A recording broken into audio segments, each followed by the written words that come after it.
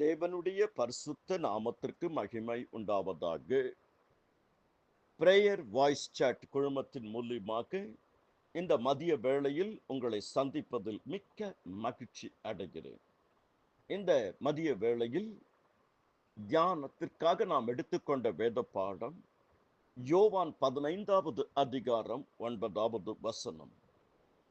பிதா என்னில் அன்பாய் இருக்கிறது போல நானும் உங்களில் அன்பாய் இருக்கிறேன், என்னுடைய அன்பிலே நிலைத்திருங்கள். இயேசுவின் அன்பில் நிலைத்திருங்கள். பிதா அன்பின் தேவன், இயேசு கிறிஸ்து அன்பின் தேவன், ஆவியானவர் அன்பின் ஆவியானவர். இயேசு கிறிஸ்து சொல்லுகிறார், ஒருவன் தன் சிநேகிதருக்காக தன் ஜீவனை கொடுக்கிற அன்பிலும் அதிகமான அன்பு ஒருவரிடத்திலும் இல்லை. நீங்கள் ஒருவரில் ஒருவர் அன்பாய் இருங்கள்.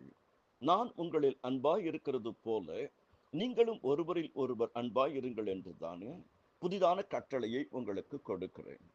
இயேசு அன்பின் தேவன், இயேசு நேசகுமாரன், இயேசு தாவீதின் குமாரன். பிதாவாகிய தேவன் அன்பின் தேவன், ஆவியானவர் அன்பின் ஆவியானவர். இயேசு சொல்லுகிறார், என்னுடைய அன்பில் நிலைத்திருங்கள். தேவன் அன்பாகவே இருக்கிறார்.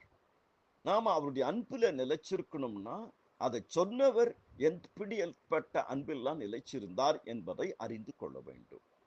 இயேசுவின் அன்பு ஏறத்தாழ 12 முதல் 16 வகையான அன்பு வேதத்தின் அடிப்படையிலே எழுதி கொண்டிருந்தேன் தியானமா.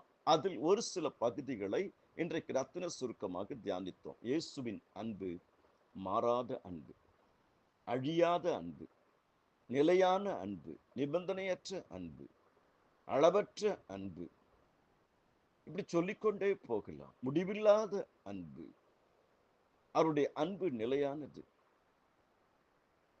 Unfailing love, unconditional love, unlimited love, இப்படி எல்லாம் நித்திய அன்பு.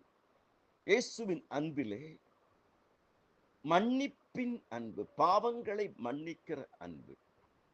திமிர்வாதக்காரனை பார்த்து உன் பாவங்கள் உனக்கு மன்னிக்கப்பட்டது, படுக்கை எடுத்துக்கொண்டு நட என்று சொன்னார். பாவங்களை மன்னிக்கிறவர், அக்கிரமங்களை மன்னிக்கிறவர், மீறுதல்களை மன்னிக்கிறவர், கபடுகளை மன்னிக்கிறவர், தவறுகளை மன்னிக்கிறவர், குற்றங்களை மன்னிக்கிறவர், குறைகளை மன்னிக்கிறவர். நாம் நம்முடைய பாவங்களை அறிக்கையிட்டால் அவர் எல்லா பாவங்களையும் நமக்கு மன்னித்து நம்மை சுத்திகரிப்பதற்கு அவர் உண்மை உள்ளவராக இருக்கிறார். திமிர்வாதக்காரனை பார்த்து உன் பாவங்கள் மன்னிக்கப்பட்டது. விபச்சாரத்தில் கையும் மையுமா பிடிக்கப்பட்ட ஸ்திரீயை பார்த்து சொன்னார், நானும் உன்னை ஆக்கினைக்குள்ளாக்க தீர்க்கிறதிலே, இனி பாவம் செய்யாது. பாவியான ஸ்திரீக்கு சொன்னார், உன் அநேக பாவங்கள் மன்னிக்கப்பட்டது என்று. இயேசு என்றாலே மன்னிக்கிற அன்பு, பாவங்களை மன்னிக்கிற அன்பு. அவருடைய குமாரனாக இயேசு கிறிஸ்துவின் ரத்தம் சகல பாவங்களை நீக்கி நம்மை சுத்திகரிக்கும். இயேசுவின் அன்பு சுகமளிக்கிற அன்பு. திமிர்வாதக்காரனை பார்த்து உன் படுக்கையை எடுத்துக்கொண்டு நட. முதல்ல பாவங்கள் மன்னிக்கப்பட்டது, இரண்டாவது படுக்கையை எடுத்துக்கொண்டு நட.